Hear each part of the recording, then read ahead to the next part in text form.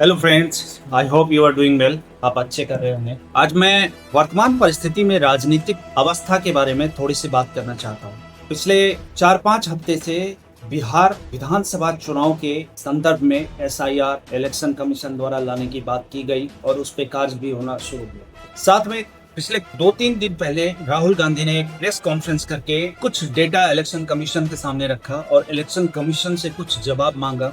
साथ में election commission ने हलफनामा देने की बात की। तो कुल मिलाकर के अभी राजनीतिक स्थिति कुछ इस तरह बन गई है कि राजनीति का एक ऐसा पिच कांग्रेस ने और विपक्षी दलों ने भारत में तैयार कर दिया, जहां बॉलर इलेक्शन कमीशन बन गया है, चुनाव आयोग बन गया है, बैटिंग राहुल गांधी कर रहे हैं, मैदान ओवर फेंकने की जिम्मेदारी जो है सभी विपक्षी दल, चाहे वो टीएमसी, तृणमूल कांग्रेस हो, सपा हो, राजद हो, आप हो, इन पर छोड़ा गया है। और क्षेत्र रक्षण और अंपायरिंग की जिम्मेदारी बीजेपी के हाथ से तो कोई छीन नहीं सकता अभी फिलहाल। अब भारत जैसे देश जो विश्व का सबसे बड़ा लोकतंत्र कहलाने की अहमियत रखता है, वहाँ अरसों से चली आ रही सत्ता में कायम एक छत्रित परिवार के राजकुमार को 70 साल बाद ऐसी चुनौती मिल जाती है जहाँ सत्ता के तीसरे कार्यकाल में भी सिर्फ हार ही नहीं देखना पड़ा, बल्कि विचारों का संगम होने का अहम रखने वाली पार्टी जीत के आसपास भी नहीं दिखाई। दूसरी तरफ एक पार्टी, एक नेता, बाकी सब अभिनेता। जनता के सवाल से ज्यादा पार्टी अहमियत जब रखने लगे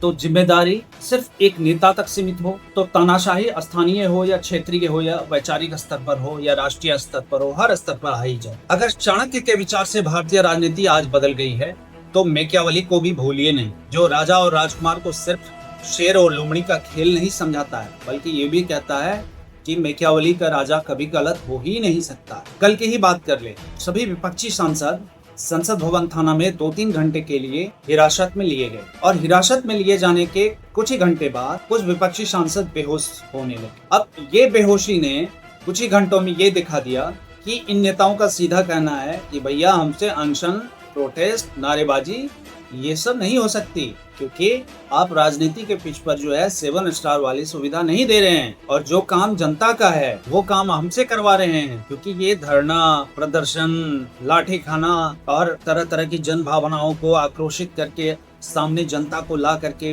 प्रदर्शन करवाना, ये सब जनता की जिम्मेदारी है। हम तो नेता हैं, हमें 7 स्टार वाली सुविधा चाहिए। और वैसे भी भारत की आबादी 140 करोड़ है और कब काम आएंगे वो सिर्फ दोहरी वोटिंग करने के लिए। तो लाखों करोड़ की फंडिंग के साथ जिन राजनीतिक दलों को भारत में सत्ता भोगने और विदेशी संस्थाओं से अनवरत फंडिंग लेकर के पाकिस्तान हो, कश्मीर हो, मणिपुर हो, आतंकवाद हो, हिंदू आतंकवाद हो और हथियारों की होड़ को जिंदा रखा है, उसे जय श्री राम या सलाम कहिए। क्योंकि भारत दुनिया की चौथी सबसे बड़ी अर्थव्यवस्था है, जहां भू राजनीतिक परिस्थिति पड़ोसी देश ही नहीं, अमेरिका और रशिया ही नहीं, बल्कि बिहार और उत्तर प्रदेश जैसे राज्यों की आंतरिक राजनीति भी निर्धारित कर देती है। तो आगे आप बेहतर समझदार हैं। कुल मिलाकर के राजनीति बहुत ही अच्छी परिस्थिति से गुजरती है। आनंद लीजिए और आने वाले समय का वेट करिए।